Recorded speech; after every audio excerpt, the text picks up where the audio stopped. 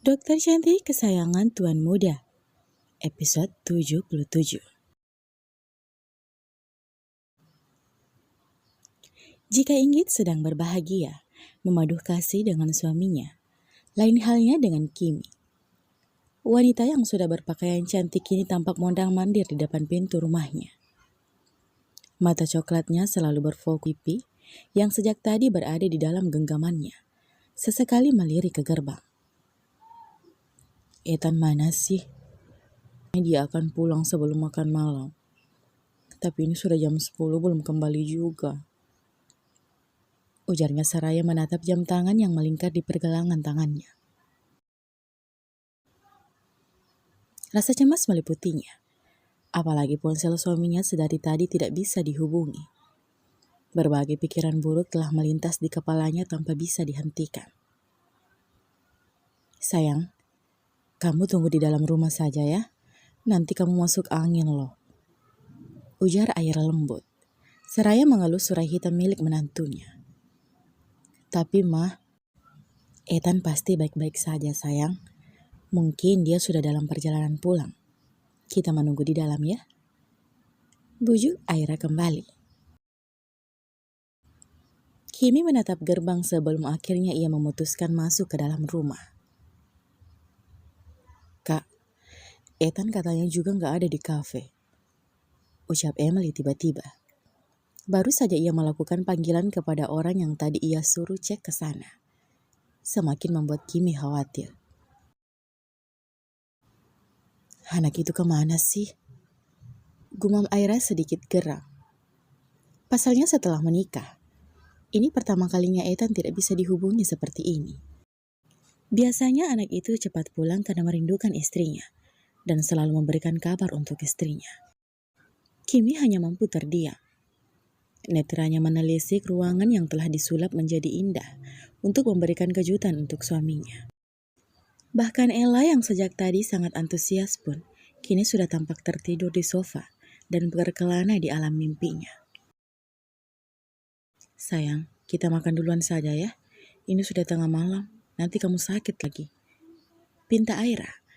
Meski cemas sekaligus kesal, ia tetap berusaha terlihat baik-baik saja.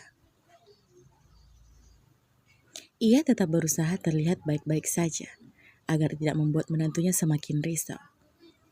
Karena sudah beberapa orang yang ia perintahkan untuk mencari anaknya itu. Tapi tidak ada satupun yang berhasil menemukannya. Iya mah, kita makan duluan saja. Hingga waktu menunjukkan pukul 00, Ethan tak kunjung menampakkan batang hidungnya. Cemas sekaligus kecewa dirasakan oleh Kimi. Padahal ia sangat berharap memberikan kejutan textpack bergaris 2 di hari penambahan suaminya. Tapi pria itu tak kunjung pulang. Kamu di mana sih sayang? Kak Kimi masih belum bisa tidur. Di rumah sederhana yang berada di kawasan elit, Ethan telah tertidur pulas. Usai menenangkan diri di danau tadi, pria itu memilih ke rumah barunya. Ia hanya ingin tidur di sana sebentar sebelum pulang ke rumahnya. Namun siapa sangka, pria itu tertidur nyenyak tanpa mengenal waktu dan sengaja mematikan ponselnya. Kimi telah mengambil posisi berbaring dengan posisi menyamping. Tangannya terlipat di bantal. 2 kotak kado berada di depan wajahnya. Wanita itu mengambil nafas kemudian menghembuskannya dengan kasar. Matanya sudah tampak berkaca-kaca. Kebahagiaan yang sempat ia hayalkan tadi, kini harus tergantikan dengan rasa kecewa. Dia yang tadinya cemas, kini sudah berpikiran negatif. Suaminya tidur di mana malam ini? Sama siapa? Apakah pria itu punya wanita lain? Setengah mati Kimi menahan diri untuk tidak berpikiran yang macam-macam. Namun ia tak kuasa. Kini air matanya telah mengucur deras, membasahi pipi mulusnya. Papa kamu jahat sayang. Dia gak sayang lagi sama mama. Ucapnya seraya mengelus perutnya. Baru saja wanita itu ingin memejamkan mata. Deringan ponselnya membuat ia segera bergerak. Meraih benda pipi itu berharap jika suaminya yang menghubunginya. Tapi kembali ia merasa kecewa dan sekaligus heran dengan nama si pemanggil. Jarinya pun bergerak menggeser tombol hijau di ponselnya. "Halo dok," jawab Kimi. Kimi tampak dengan serius mendengar ucapan dokter Nani di balik telepon sana. "Baik dok, saya segera ke rumah sakit sekarang," ujarnya. Kimi bergegas turun dari ranjang, sejenak menatap kedua kotak kado yang terletak di tengah ranjang mereka, kemudian bergerak masuk ke dalam kamar ganti. Tak berselang lama, Kimi keluar kamar seraya menarik koper kecil. Di bawah rupanya masih ada Aira dan Emily yang tampak serius berbincang, sedangkan ayah mertuanya sendiri sedang berkunjung keluar kota sejak siang tadi. "Ma," panggil Kimi. "Loh sayang, kamu mau kemana?" tanya Aira dengan nada yang sangat cemas dan langsung menarik diri dari sofa. "Kimi, kenapa kamu bawa koper?" Emily pun turut bertanya, sedikit takut jika wanita itu memilih pulang ke rumahnya. "Mah, Tan, Kimi harus ke rumah sakit sekarang. Kimi harus ikut serta untuk ke daerah A. Di sana sedang terjadi bencana dan pihak rumah sakit mengirim beberapa dokter ke sana," jawab Kimi. "Tapi sayang, Kimi gak bisa nolak, Ma. Ini sudah ketentuan dari pihak rumah sakit. Baiklah, kamu hati-hati ya. Selalu kabari Mama ya." "Iya, Ma," jawab Kimi tersenyum. "Ma, sampaikan salam Kimi kalau Ethan pulang ya. Kimi gak bisa menunggunya pulang, Ma. Kimi harus berangkat sekarang." "Iya, pasti Mama sampaikan." "Iya sudah, kamu tunggu dulu. Mama panggilkan supir untuk mengantarmu."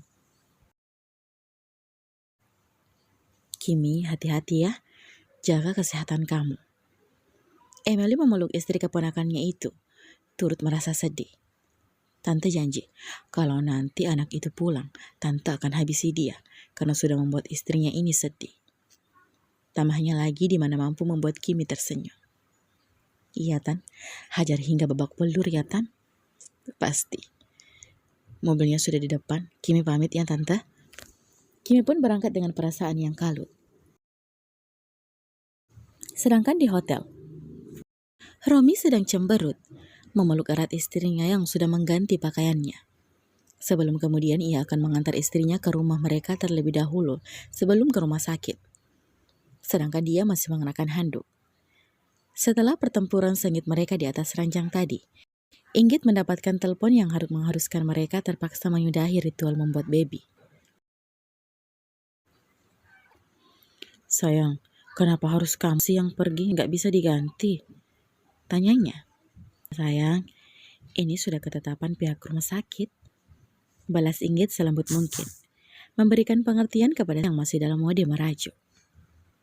"Tapi kan bahaya." "Itu sudah resiko pekerjaan, Romi sayang. Mau tidak mau ya harus dijalani. Aku janji deh, sebisa mungkin aku akan hati-hati," balas Inggit tersenyum, memberikan kecupan di pipi kiri suaminya. "Janji ya, kamu gak boleh terluka, bahkan tergores pun tidak boleh." Inggit tersenyum semakin lebar, lalu mengangguk. "Sudah pakai baju, kita harus pergi sekarang." Inggit berdiri, namun tangannya ditahan oleh Romi. "Lama gak sayang perginya?" "Belum tahu sayang, tergantung kondisi di daerah itu. Aku akan berusaha mengabari kamu kalau aku lagi istirahat." "Maaf ya," ucap Inggit sedikit tidak enak hati karena harus meninggalkan suaminya.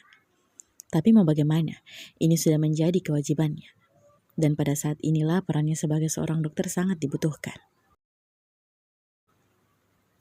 Dengan berat hati, Romi pun mengantar istrinya ke rumah sakit. Usai ke rumahnya mengambil barang Inggit dan berpamitan kepada Mama Rizka. Kecupan bertubi-tubi dia layangkan di wajah istrinya saat mereka telah tiba di parkiran rumah sakit. "Aku pasti merindukanmu. Aku sudah terbiasa tidur bersamamu," ucapnya dengan nada yang begitu manja di telinga Inggit. Pria itu mendekap erat tubuh istrinya. Jujur saja, ia sedikit takut dan khawatir dengan keadaan istrinya di sana nanti. Inggit mengelus punggung Romi dengan lembut, mengerti dengan apa yang dipikirkan suaminya. Inggit melerai pelukannya. Ia harus menyudahi pertemuan ini. karena di sana rekan kerjanya sudah tampak satu persatu menaiki bus yang akan membawa mereka di lokasi bencana. Inggit menangkup kedua pipi Romi, memberikan kecupan di seluruh wajah Romi dan terakhir di bibir seksoi suaminya itu. Aku akan menjaga diri sayang, kamu tidak perlu khawatir. Kamu juga ya, jaga kesehatan baik-baik. Aku juga pasti akan merindukanmu di sana.